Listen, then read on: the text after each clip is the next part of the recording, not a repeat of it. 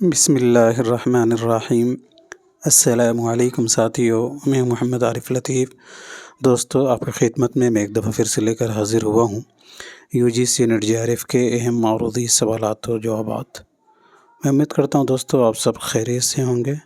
تو آج کی اس کلاس میں ہم قصیدے سے متعلق اہم سوالات و جوابات کو حل کرنے کی کوشش کریں گے۔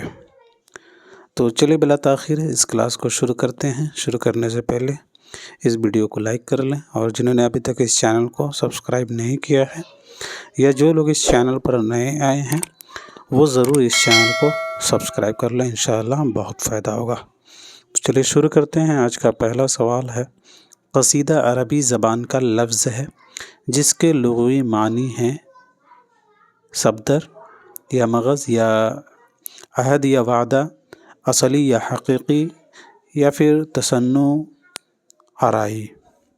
صحیح جواب ان میں سے کیا ہوگا؟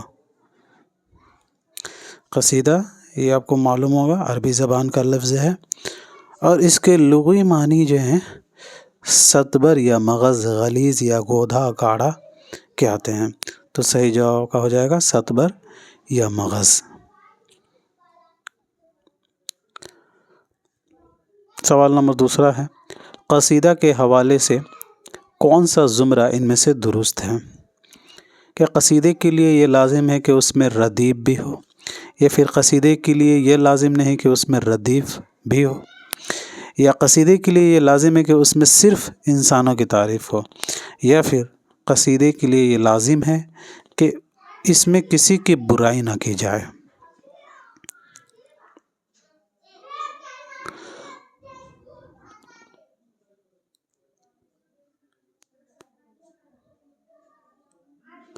تو صحیح جواب ہو جائے گا آپ کا دوسرا، قصیدے کے لیے یہ لازم نہیں کہ اس میں ردیف بھی ہو۔ تو صحیح جواب کا دوسرا ہے، قصیدے کے لیے یہ لازم نہیں ہے کہ اس میں ردیف ہو۔ اگلا سوال دیکھتے ہیں، قصیدے کے اجزاء میں بتائیے گا تشبیب کسے کہا جاتا ہے؟ وہ اشعار جو قصیدے کے آخر میں کہے جاتے ہیں، یا وہ اشعار جو تمہید کے طور پر لکھے جاتے ہیں، یا وہ اشعار جن میں شاعر بات سے بات پیدا کرتے ہوئے آگے گزر جاتا ہے، یا وہ اشعار جو درمیان میں پیش کیے جاتے ہیں؟ قصیدے کے اجزاء میں تشبیب کہتے ہیں وہ اشعار جو تمہید کے طور پر لکھے جاتے ہیں۔ صحیح جواب ہو جائے گا دوسرا، قصیدے کے اجزاء میں تشبیب کہا جاتا ہے اس اشعار کو جو تمہید کے طور پر لکھے جاتے ہیں۔ سوال نمبر چوتھا، صنف قصیدہ میں دو سے زائد مطلعوں والے قصیدوں کو کیا کہا جاتا ہے؟ دو سے زائد مطلعوں والے قصیدوں کو تلخیص کہا جاتا ہے، مطلع کہا جاتا ہے، ذو المطالع، یا پھر ذو مطلعین کہا جاتا ہے؟ تو اس کا صحیح جواب ہو جائے گا ساتھیوں ذو المطالع۔ دو سے زیادہ مطلعوں کو ذو المطالع کہا جاتا ہے۔ قصیدے میں اگر دو سے زائد مطلع آتے ہیں تو اسے ہم ذو المطالع کہتے ہیں۔ ذو مطلعین مطلب دو مطلع تو آپ کو معلوم ہوگا شروع میں، تو یہ چیزیں ہیں۔ ذو المطالع اسے کہا جاتا ہے جو دو سے زائد مطلع ہوتے ہیں قصیدے میں۔ درج ذیل میں قصیدہ کے متعلق دو زمرے درست ہیں، ان کی نشاندہی کیجیے۔ پہلا ہے، قصیدہ میں شاعر کو مقطع کا استعمال آخر میں ہی کرنا ہوگا۔ دوسرا ہے، قصیدے کے لیے تخیل کی بلندی اور شوکت الفاظ ضروری ہے۔ سی میں کہا گیا کہ قصیدے میں شاعر مقطع کا استعمال جہاں چاہے وہاں کر سکتا ہے، اور ڈی میں کہا گیا حالی نے قصیدے کی بے انتہا تعریف کی ہے۔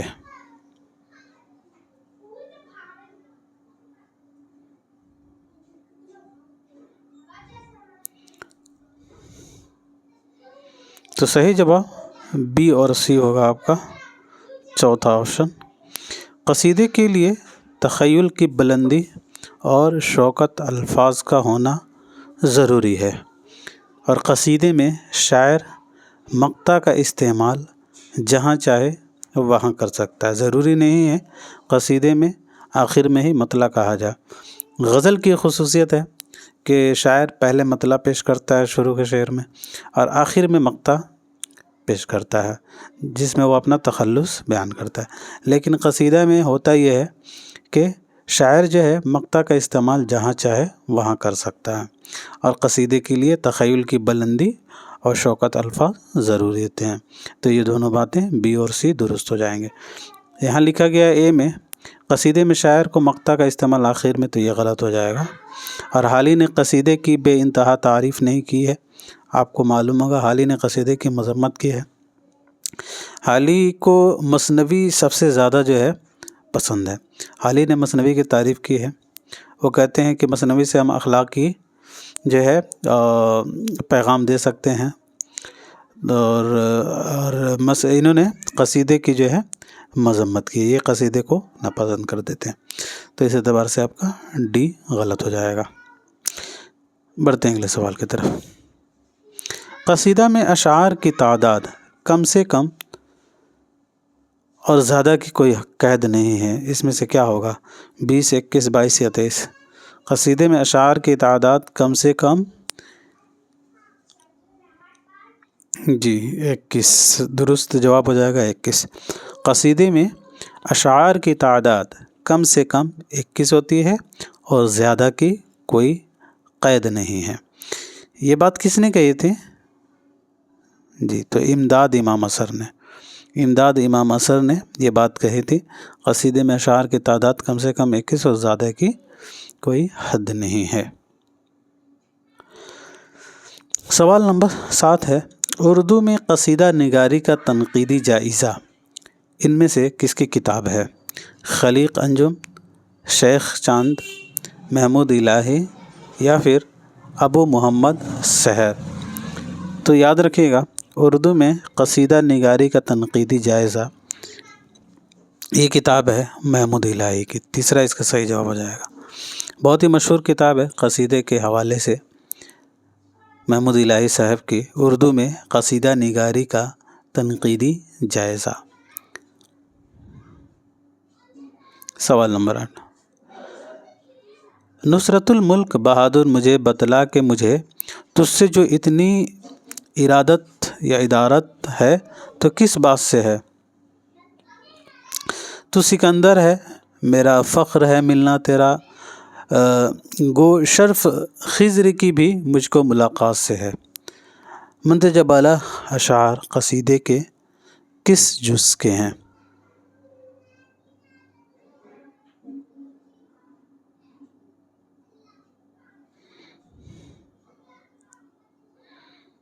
تو صحیح جواب ہو جائے گا مدح، تیسرا اس کا رائٹ آپشن ہو جائے گا۔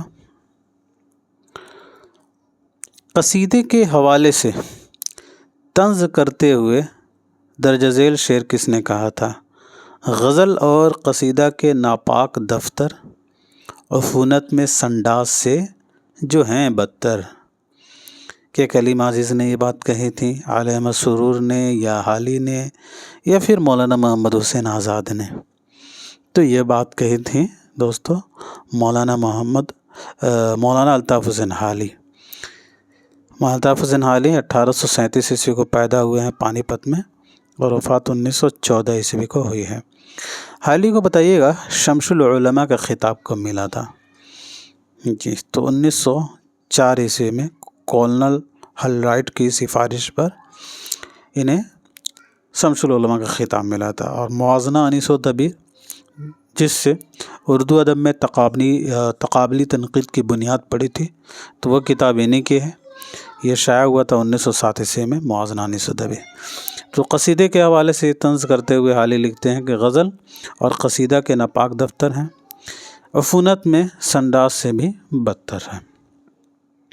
سوال 10، اردو کا پہلا باقاعدہ قصیدہ گو شاعر ان میں سے کسے قرار دیا گیا ہے؟ قلی قطب شاہ، شیخ بہاؤالدین غواثی، مرزا محمد رفیع سودا یا پھر غلام حمدانی مسیفی؟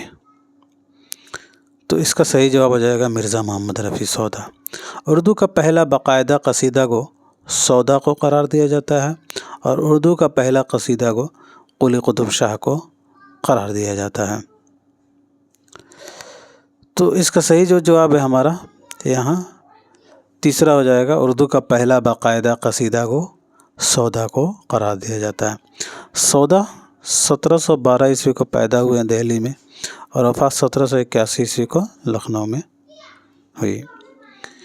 سوال نمبر 11، سودا کی ادبی چشمک ان میں سے کون تھے؟ یعنی سودا کی ادبی چشمک جو ہے ان میں سے کس سے تھی؟ میر زاحق اور قاسم سے، یا میر تقی میر اور مصحفی سے، یا پھر میر تقی میر اور ذوق سے، یا ذوق اور میر زاحق سے؟ ان میں سے سودا کی ادبی چشمک کس سے تھی؟ تو صحیح جواب ہوگا میر زاحق اور قائم سے۔ رائٹ آپشن آپ کا پہلا ہو جائے گا، میر زاحق اور قائم سے سودا کی ادبی چشمک تھی۔ یاد رکھیں گے، سودا کی ادبی چشمک میر زاحق اور قائم سے تھی۔ میر زاحق کس کے والد تھے؟ تو آپ مجھے کمنٹ میں لکھ کر بتائیے گا۔ اگلا سوال، ان کے کلام کا زور و شور، کلام ہوگا کام نہیں ہوگا، ان کے کلام کا زور و شور انوری اور خاقانی کو دباتا ہے، اور نزاکت مضمون میں عرفی نظیری کو شرماتا ہے۔ سودا کے متعلق یہ قول کن کا ہے؟ شیخ چاند، آزاد، خلیق انجم، یا پھر نثار احمد فاروقی؟ ان کے کلام کا زور و شور انوری و خاقانی کو دباتا ہے، اور نزاکت مضمون میں عرفی نظیری کو شرماتا ہے۔ تو صحیح جواب ہوگا مولانا محمد حسین آزاد۔ مرزا محمد رفیع سودا کے تعلق سے یہ قول ہے مولانا محمد حسین آزاد کا، ان کے کلام کا زور و شور انوری اور خاقانی کو دباتا ہے، اور نزاکت مضمون میں عرفی نظیری کو شرماتا ہے۔ آزاد کی پیدائش کب ہوئی ہے؟ تو 1830، وفات 1910 عیسوی کو لاہور میں، دہلی میں پیدا ہوئے اور وفات لاہور میں ہوئی ہے۔ سوال 13 ہے، سودا کے معاصرین قصیدہ گو شعراء کا درست زمرہ کون سا ہے؟ میر تقی، عبداللہ قطب شاہ یا کمال خان، میر ضیاء، قائم چاند، غلام حسین شورس، یا کلیم دہلوی، ولی، یا پھر افضل، محمد باقر حزیم، میران ہاشمی، یا پھر مقیمی؟ سودا کے معاصرین قصیدہ گو شعراء کا درست جوڑ بتائیے گا۔ تو میر ضیاء، قائم چاند پوری اور غلام حسین شورش۔ صحیح جواب دوسرا ہوگا، میر ضیاء، قائم چاند پوری اور غلام حسین شورش، یہ سودا کے معاصرین قصیدہ گو شعراء ہیں۔ سودا کے معاصرین قصیدہ گو شعراء میں کون کون آتے ہیں؟ تو میر ضیاء، قائم چاند پوری اور غلام حسین شورش۔ سوال 14، کس کے کہنے پر سودا نے فارسی سے اردو شاعری کی طرف توجہ کی؟ مظہر جانے جانا، شاہ حاتم، خان آرزو، یا پھر میر تقی میر؟ کس کے کہنے پر مرزا محمد رفیع سودا نے فارسی سے اردو شاعری کی طرف رخ کیا تھا؟ تو صحیح جواب خان آرزو ہو جائے گا۔ خان آرزو کے کہنے پر سودا نے فارسی سے اردو شاعری کی طرف رخ کیا تھا۔ سودا کے اردو اور فارسی شاعری کے 4 استاد تھے۔ درج ذیل مصرع کو استاد کہا کرتے تھے، رتبہ شاگردی من نیست استاد میرا، وہ ان میں سے کون ہیں؟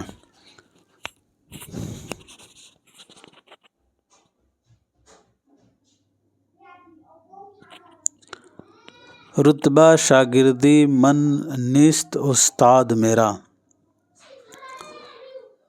تو یہ کہتے تھے شاہ حاتم کو۔ صحیح جواب آپ کا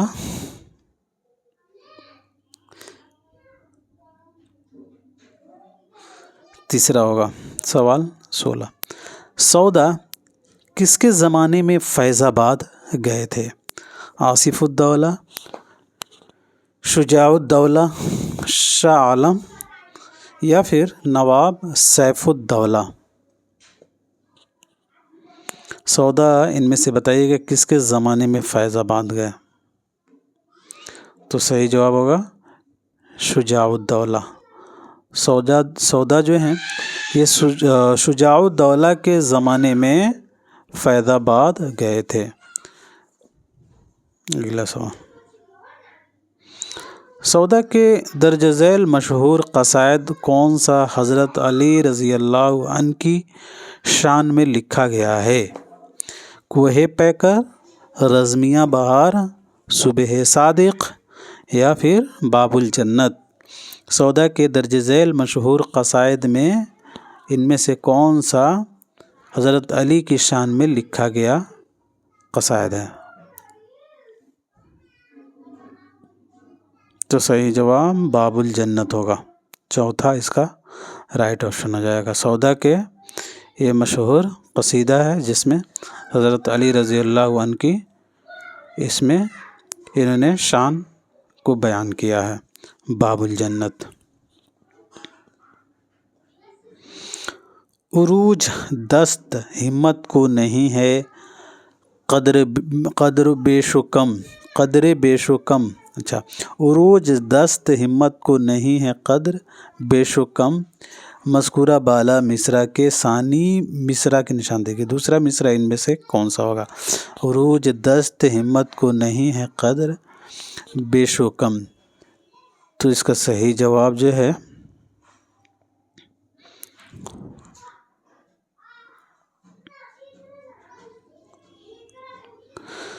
تیسرا ہو جائے گا۔ صدا خورشید کی جگ پر مساوی ہے زر افشانے، تو اب تک آپ کو معلوم ہو چکا ہوگا یہ کن کا قصیدہ ہے؟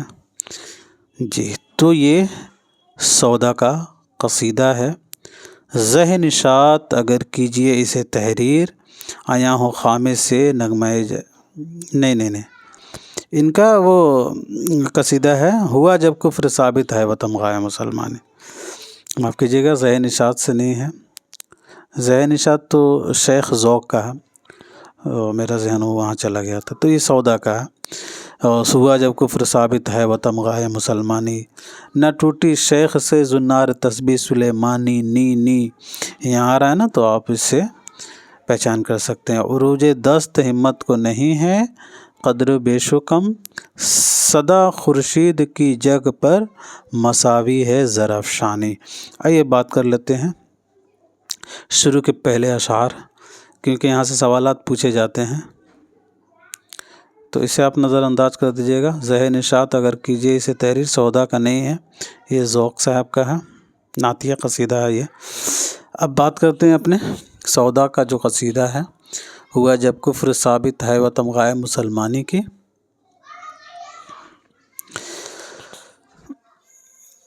یہ ہے نعتیہ قصیدہ، یہ نہیں ہے۔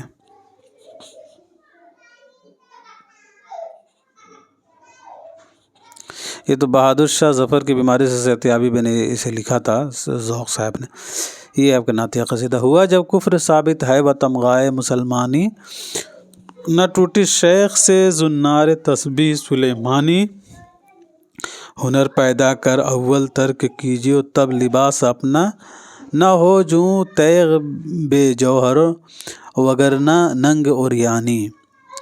تو یہ آپ کے اشعار دیے گئے ہیں، آپ دیکھ سکتے ہیں۔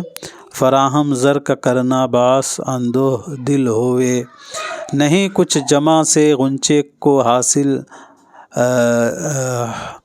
جز پریشانی حز پریشانی، خوشامد کب کریں عالی طبیعت اہل دولت کی، نہ جھاڑے آستین کہکشاں شاہوں کی پیشانی، یہ آپ کا شعر ہے۔ عروج دست ہمت کو نہیں کچھ قدر بیش و کم، سدا خورشید کی جگ پر مساوی ہے ذرا افشانے۔ یاد رکھیے گا، ہو سکتا ہے کہیں یہ سوال یہاں سے دسمبر والے امتحان میں کہیں پوچھ لیا جائے۔ چلیے اگلا سوال، آزاد نے کس کو اردو نظم کا خاتم قرار دیا ہے ان میں سے؟ سودا کو، ذوق کو، میر کو یا پھر مصحفی کو؟ تو مولانا محمد حسین آزاد نے اردو نظم کا خاتم شیخ محمد ابراہیم ذوق کو قرار دیا تھا۔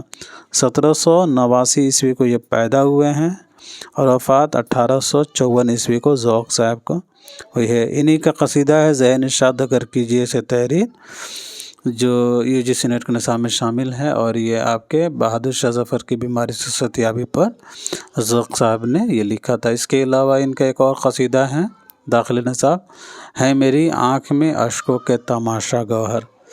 تو آزاد نے ذوق کو اردو نظم کا خاتم قرار دیا تھا۔ آزاد کے یہ شاگرد تھے، ذوق کے شاگرد تھے مولانا محمد حسین آزاد۔ سوال نمبر 20، پیدائش اور وفات کے اعتبار سے دو زمرے صحیح بتائیے گا کون سا ہے؟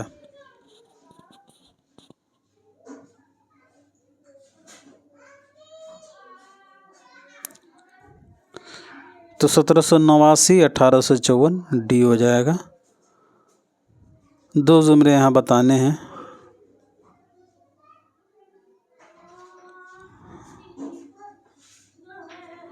دو زمرے یہاں بتانے ہیں آپ نے، تو ڈی تو یہاں درست ہو جائے گا۔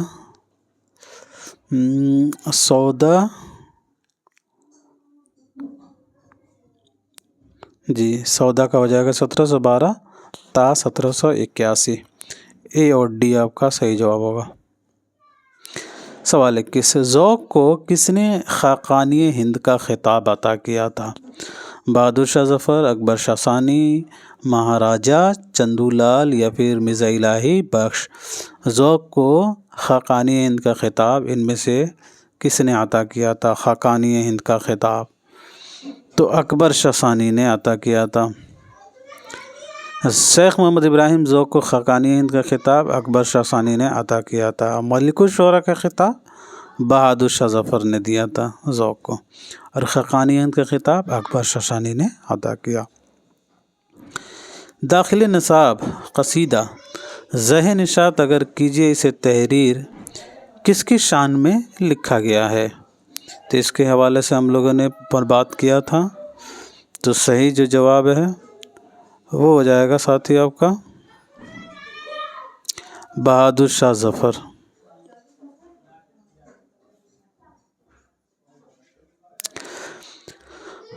غوطہ دریائے سخن میں ہے لگانا بہتر، مصرع ثانی کی پہچان یہاں کرنا ہے۔ دوسرا مصرع غوطہ دریائے سخن میں ہے لگانا بہتر، اس کا دوسرا مصرع کون سا ہوگا؟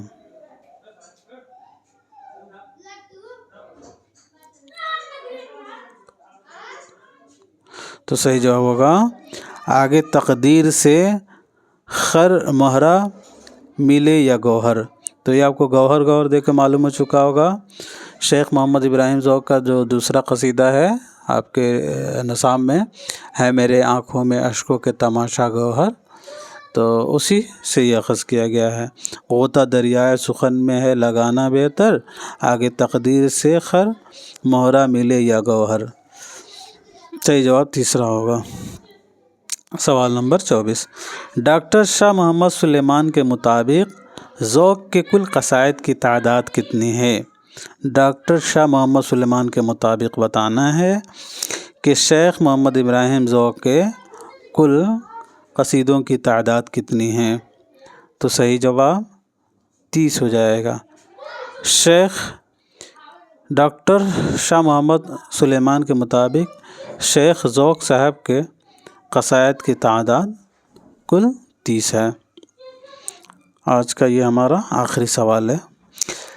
دعویٰ دلیل کا یہ سوال ہے۔ دعویٰ کیا گیا ہے قیلہ معلیٰ میں ابتدا میں ذوق دہلوی کو مرزا غالب سے بڑا شاعر تسلیم کیا جاتا تھا، اور دلیل دی گئی ہے ذوق دہلوی نے کثرت سے غزلیں کہی ہیں۔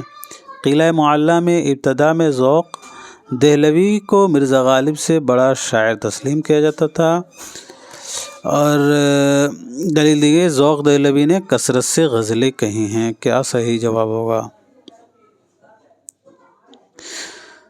تو دیکھیں یہاں دیا گیا دلیل میں کہ ذوق دہلوی نے کثرت سے غزلیں گئیں۔ کیا کثرت سے غزلیں کہنے کی وجہ سے قلعہ معلیٰ میں ابتدا میں ذوق دہلوی کو مرزا غالب سے بڑا شاعر تسلیم کیا جاتا تھا؟ جی بالکل نہیں۔ تو اس اعتبار سے آپ کا دلیل غلط ہوگا اور دعویٰ صحیح ہو جائے گا۔